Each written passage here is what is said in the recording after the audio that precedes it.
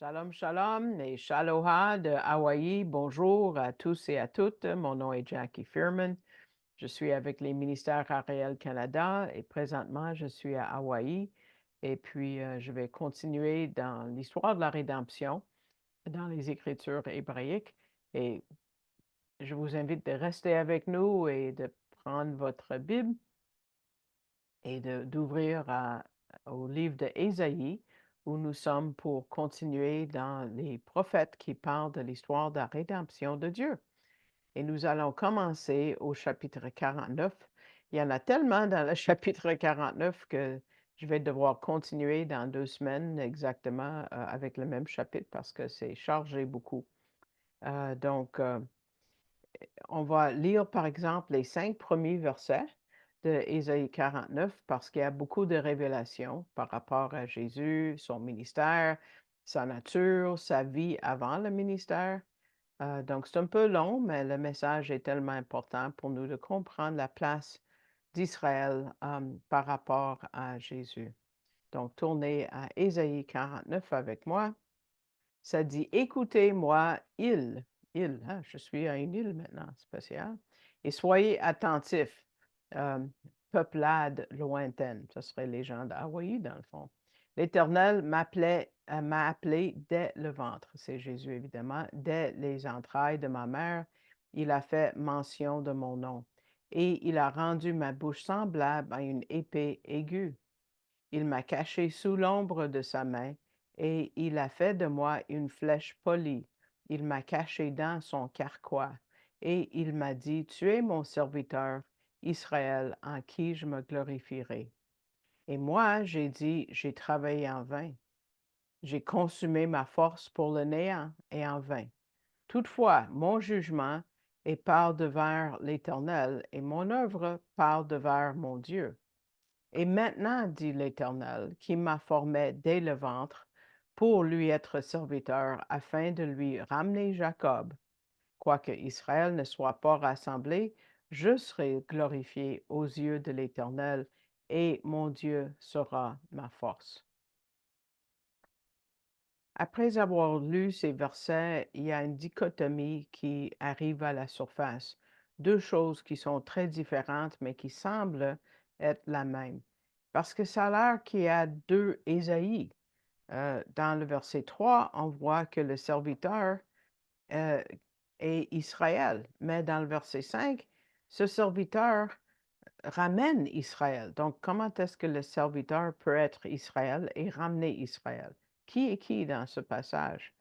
Euh, on a enseigné que dans le passé, qu'il n'y a personne d'autre qui peut prendre le nom d'Israël. Il n'y a pas d'autre peuple qui peut prendre le, euh, euh, le nom de la nation d'Israël. Israël, c'est une entité, il n'est pas remplaçable. Donc, qui est l'autre Israël ici? Mais c'est le serviteur lui-même, c'est le Messie, c'est Jésus lui-même qui prend la place d'Israël pour un certain temps, le temps de souffrir et de mourir, comme présentement nous soulignons la mort et la résurrection de Jésus. Et après la résurrection, il va redonner à Israël sa propre place, et même après la rédemption d'Israël à la fin de la tribulation. Mais l'autre nation est appelée par le nom de Jacob. Le, le- le- le sauveur s'appelle Israël ici, donc il y a une petite distinction. Pourquoi le nom de Jacob? Bien évidemment, on sait que le nom de Jacob a été changé en Israël dans le livre de la Genèse, parce qu'il y avait une nouvelle mission qui lui a été donnée et à ses descendants, la mission d'être une lumière aux nations, aux gentils, et d'être une nation des prêtres. Donc, puisque Jacob a échoué, n'a pas réussi dans cette mission, Jésus est devenu le serviteur qui a pris cette mission pour l'accomplir complètement.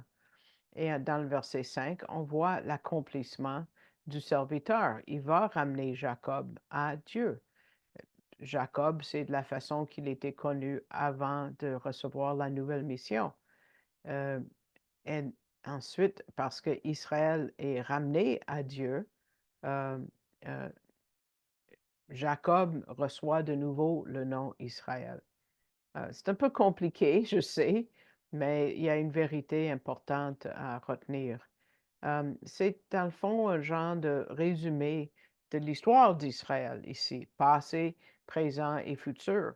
Euh, Au départ, Israël a été appelé à faire le travail de l'évangélisation, mais pour un temps et jusqu'à ce que le dernier non-juif gentil reçoit le salut, jusqu'à ce que la plénitude des nations soit entrée, Israël est voilé, comme l'Esprit nous dit en Romains 11, verset 25.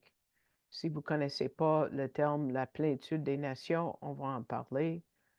Ça dit en Romains 11, verset 25 à 27, car je ne veux pas, frères, que vous ignoriez ce mystère-ci, afin que vous ne soyez pas sages à vos propres yeux, c'est qu'un endurcissement partiel est arrivé à Israël jusqu'à ce que la plénitude des nations soit entrée. La plénitude des nations.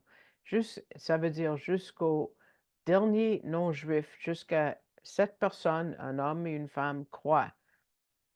Donc, cette voile va être temporaire sur Israël jusqu'à ce que le jusqu'au moment que le dernier non-juif croit en Jésus.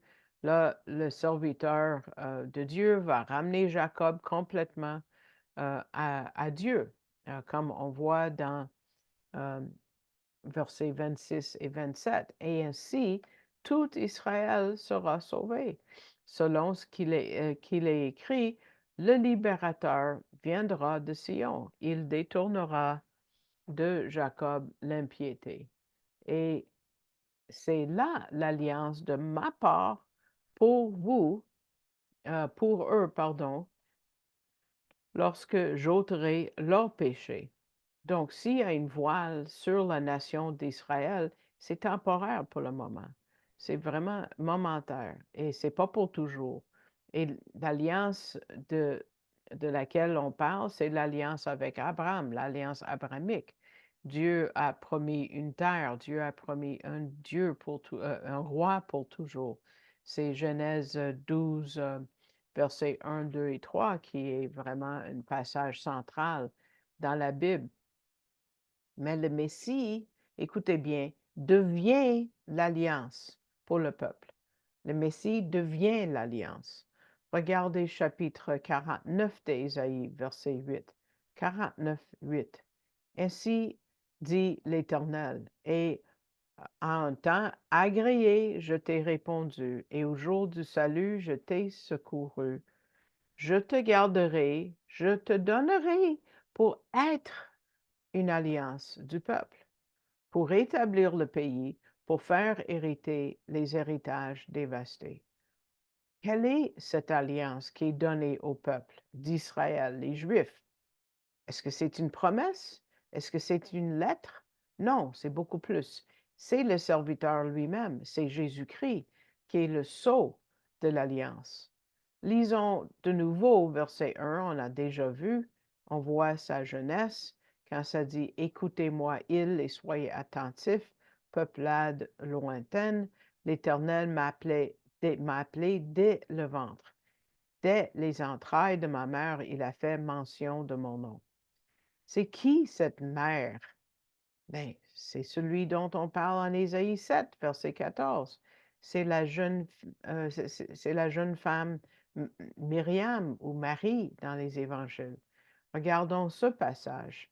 Ésaïe 7, 14. Voici la Vierge concevra et elle enfantera un fils et appellera son nom Emmanuel. C'est la même femme dont on parle en Genèse 3,15. On parle sans cesse de ce verset clé quand Dieu dit au serpent, Genèse 3,15, la première promesse, c'est prophétie messianique, et je mettrai inimitié entre toi et la femme, et entre ta semence et sa semence. Elle te brisera la tête. Ça va être la fin, finalement, éventuellement, en Apocalypse 20, 10, du serpent. Et toi, tu lui briseras le talon. Donc, tout se pointe et nous montre la naissance du Messie. Marie, dans un sens, est la deuxième Ève, parce que Ève pensait que son premier-né, ça serait le Rédempteur. Mais c'était quelques milliers d'années trop tôt que finalement le fils de Ésaïe 9,6 est né. Donc, de Genèse 3, verset 15, à Ésaïe 7, 14, jusqu'à Ésaïe 49, verset 1. Regardons ce que le reste du verset dit. Encore, il y a une répétition dans le mot caché, qui est un mot important. Regardons verset 2 de 49. Il m'a caché, et c'est pas toujours le même mot caché en hébreu, on va voir, sous l'ombre de sa mère. Et il a fait de moi une flèche polie. Il m'a caché dans son carquois. Dans l'hébreu, c'est deux mots différents. Les deux parlent des événements différents dans la vie du Messie. Le premier, quand ça dit il m'a caché sous l'ombre de sa main, ça parle de la protection de Dieu de l'homme Dieu, Jésus, dès sa naissance jusqu'à la fin de sa vie terrestre. Le mot pour cacher, Abba, c'est le mot de cacher du danger. C'est de protéger quelqu'un du danger. Parce que Dieu était toujours avec Jésus.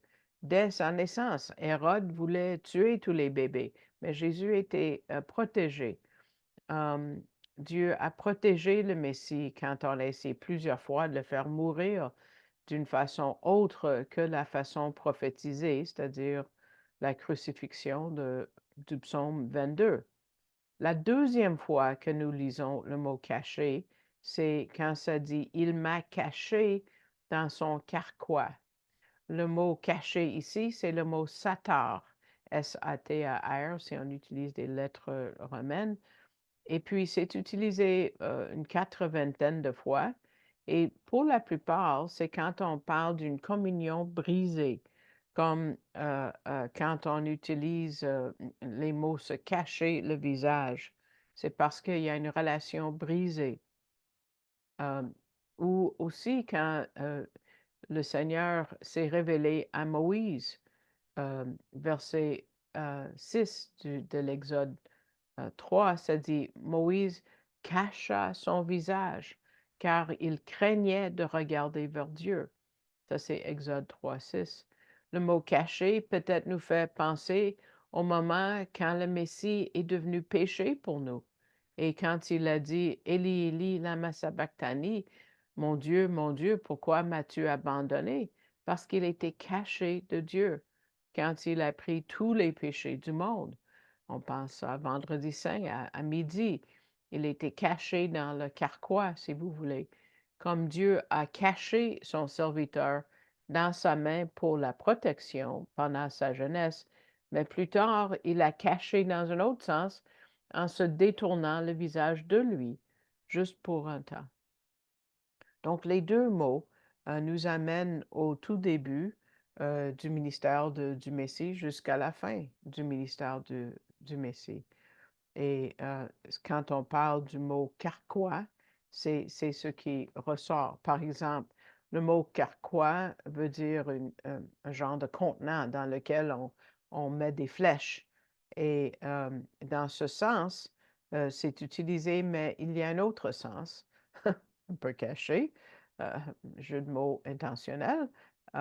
C'est parce que dans 1 Samuel 2, dans le chant de Anne, elle dit, de la poussière, il fait lever le misérable, de dessus le fumier. Le fumier ici, c'est, et j'ai cherché dans toutes les traductions que j'ai pu trouver, euh, le misérable n'est pas tout à fait sur le fumier, mais dans un tas de cendres. Ça, c'est plutôt le sens, mais je ne l'ai pas trouvé dans aucune traduction. Mais on va le mettre de dessus du tas de cendres, il élève le pauvre pour les faire asseoir avec les nobles, et il leur donne en héritage un trône de gloire. car les piliers de la terre sont à l'Éternel et sur eux il a posé le monde. M. Gabizon dit qu'il trouve ça extraordinaire parce que c'est dans la langue araméen qui était parlée en Israël à l'époque de Jésus et le mot voulait souvent dire tas de cendres. Où est-ce qu'on voit un tas de cendres? C'est quand on a une offrande d'une holocauste qui est complètement brûlée. C'est la même chose qu'on voit en Ésaïe 49, verset 2, quand ça dit, et si on peut changer 49, verset 2, regardons de nouveau euh, nos Bibles, ça dit, il m'a caché sous l'ombre de sa main. Ça, c'est quand, au début de la vie de Jésus et toute sa vie, il était protégé. Et il a fait de moi une flèche polie, il m'a caché dans son tas de cendres. Parce que Dieu s'est caché du feu, de la colère et du feu qui est tombé sur le péché et de la noirceur le jour de Vendredi Saint, quand ce feu est tombé sur Jésus. Et ça nous rappelle le verset que vous connaissez peut-être très bien. Je n'ai pas décidé de faire une diapo, mais 2 Corinthiens 5, 21, je l'utilise souvent quand j'évangélise. Celui qui n'a pas connu le péché, il a fait péché pour nous, afin que nous devinssions justice de Dieu en lui. Il y a une autre connexion messianique dans les Écritures hébraïques avec la mort et la résurrection de Jésus. Je trouve ça spécial parce que au moment que nous faisons l'enregistrement à la fin de mars 2024, on vient de marquer, selon le roi, l'empereur Constantin, pas selon la Bible, mais le timing que Constantin a tranché avec le conseil de Nicène, qui n'était pas biblique dans plusieurs sens.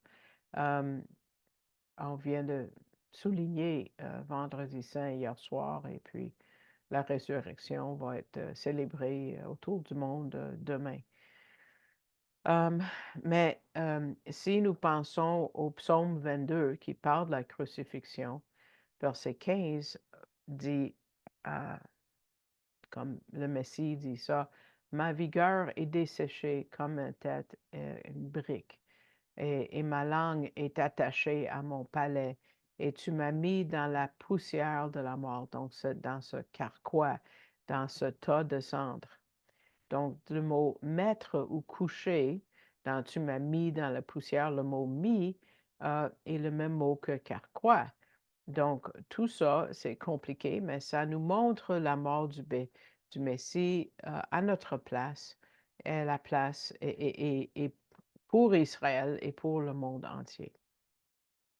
Le prochain verset nous amène à un autre moment difficile dans la vie du Messie, son découragement, verset 4 de Ésaïe 49. C'est un chapitre très riche, je vous recommande de le lire au complet. Et moi, verset 4, j'ai dit, j'ai travaillé en vain, j'ai consumé ma force pour le néant et en vain. Toutefois, mon jugement est par-devers l'Éternel et mon œuvre par-devers mon Dieu. Donc, on se pose la question, est-ce qu'il y avait des moments où Jésus était découragé comme homme? Il était seul, il faisait la lutte, il luttait seul. Ses frères, ses propres frères l'ont pas cru et a essayé de dire non, non, le ministère, c'est pas pour toi, notre Yeshua, non, non. Les leaders religieux se sont joints contre lui, a essayé d'arrêter son ministère, le tuer même. Il y avait la difficulté avec ses propres disciples qui ne le comprenaient pas. 4 fois, il dit dans l'Évangile de Matthieu aux gens de peu de foi. Il était découragé dans un sens. Et surtout à la fin, juste avant sa mort et sa résurrection, il a dit des choses importantes concernant des prophéties de la fin. À Matthieu 23, verset 37, quand il dit Jérusalem, Jérusalem, la ville qui tue les prophètes et qui lapide ceux qui lui sont envoyés, que de fois j'ai voulu ressembler tes enfants, comme une poule rassemble ses poussins sous ses ailes, et vous ne l'avez pas voulu. Plusieurs fois, et il vous voulait les ramener, mais ils étaient pas de bonne volonté, ils voulaient pas. Et là, on comprend les mots de Ésaïe 49, verset 4, quand il dit: «J'ai travaillé en vain, j'ai consumé ma force pour le néant». Mais là, il résout le problème et on a une leçon inestimable ici. Quelque chose qui parle à tous ceux qui œuvrent pour Dieu, que vous soyez un ouvrier à temps plein ou une ouvrière ou quelqu'un qui essaie fort de plaire à Dieu dans votre vie quotidienne. Regardons le reste de ce verset-là. Toutefois, mon jugement est par devers l'Éternel et mon œuvre par devers mon Dieu. Donc, c'est lui qui voit ce que nous faisons.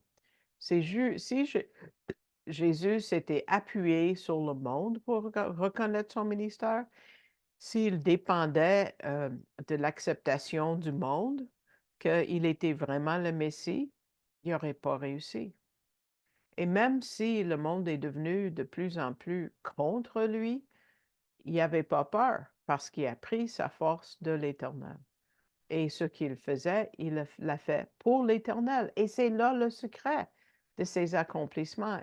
Il vivait par la foi et il a réussi à changer le monde.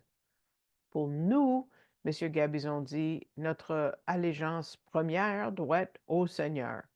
M. Gabizon dit, j'ai vu plusieurs devenir découragés parce qu'on ne les reconnaît pas pour ce qu'ils font. Personne ne reconnaît leur œuvre, donc ils arrêtent de faire des œuvres ou ils travaillent moins. Mais il dit, c'est mieux que personne ne reconnaisse le travail que vous faites, parce que comme ça, vos récompenses seront plus importantes au ciel, comme Jésus nous a promis. Parce que 3 fois dans le sermon sur la montagne, Jésus dit, ton Père qui voit dans le secret te récompensera. Ça, c'est dans Matthieu 6, verset 4, verset 6, verset 18. Faut pas regarder à l'homme pour avoir des récompenses, mais de développer notre relation personnelle avec Dieu pour qu'on puisse dépendre de lui et lui-même seul. Et on trouve aussi un autre conseil dans la loi du Messie en Colossiens 3, verset 17. Et quelque chose que vous fassiez en parole ou en œuvre, faites tout au nom du Seigneur Jésus, rendant grâce par lui à Dieu le Père. Et plus tard, en verset 23 de Colossiens 3, il dit, quoi que vous fassiez, faites-le de cœur, comme pour le Seigneur et non pour les hommes. Parce que si nous cherchons la louange des hommes, on va être déçus. Mais avec Dieu, on ne sera jamais déçu. Et on voit la conclusion du Messie à la fin du verset 5 de, tu sais, on a juste 5 versets de chapitre 49, il y a beaucoup plus à venir. Je serai glorifié aux yeux de l'Éternel et mon Dieu sera ma force. Et c'est notre espoir pour nous qui mettons notre confiance dans le Seigneur à travers son Fils Yeshua.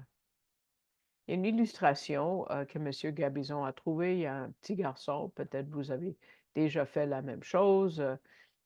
Il était en train de magasiner avec sa maman à l'épicerie et ils étaient dans la file, tu sais, à la caisse et l'épicier a demandé à la maman, est-ce que je peux lui offrir des bonbons? Donc ça, c'est à une époque où des bonbons étaient dans des contenants peut-être de verre et pas individuellement emballés comme aujourd'hui. Et la maman a dit oui, tu peux. Et l'épicier a offert un gros pot en verre au garçon, mais le garçon s'est secoué la tête, il a dit non. Et l'homme a étendu ses mains un peu plus et tu peux prendre autant que tu veux, mon gars. Et il a dit non, non, j'en veux pas. Et là, l'épicier a essayé une dernière fois. Et finalement, Le garçon a dit: «Je veux que tu me donnes des bonbons». Et l'épicier a dit: «OK», puis il a mis sa main, il a sorti des bonbons, il a donné ça au garçon et lui a dit: «Merci, merci», il était tout content. Mais là, une fois rendu dans l'auto, la maman a dit: «Mais pourquoi ne voulais-tu pas prendre les bonbons toi-même?» Et le garçon a dit: «Mais maman, ses mains étaient plus grosses que la mienne. Il pouvait me donner plus». Il avait tout compris, que les mains de la source étaient plus grandes. Donc monsieur Gabizon dit: «Si les enfants de Dieu seulement pouvaient laisser Dieu être Dieu, ils vont découvrir que ses mains sont plus grosses et leurs bénédictions seront plus nombreuses». Donc ici, on prend fin à la deuxième partie de notre étude pour aujourd'hui en Ésaïe 49 et j'espère que le Seigneur vous a béni, vous bénira à travers l'enseignement de M. Gabizon qu'il a donné il y a peut-être 3 ans, quand on était renfermés pendant la COVID et que je vous rends en français. Euh, J'espère que ça vous a béni et si vous écoutez ça en ligne, s'il vous plaît, mettez le pouce vers le haut sur YouTube. Ça va augmenter notre visibilité. Merci à tous ceux qui me soutiennent, soit régulièrement, soit par des dons uniques. Je l'apprécie parce que c'est comme ça que je vis. C'est ma seule source de revenus.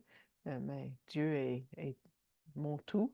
Donc, mais il peut pouvoir à travers vous et je l'apprécie et c'est lui qui vous bénit pour ça.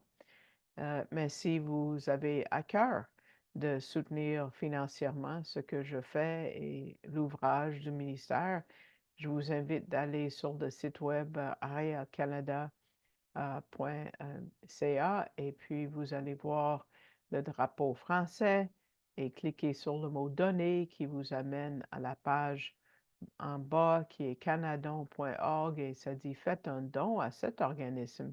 Et à partir de là, il y a un menu que vous tirez vers le bas pour trouver mon nom.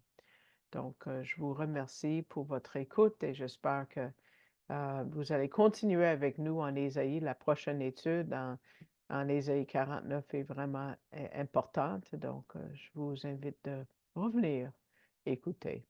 Donc, jusqu'à la prochaine fois, on dit à hui-ho en hawaïen qui veut dire à la revoyure, à la prochaine fois. Au revoir.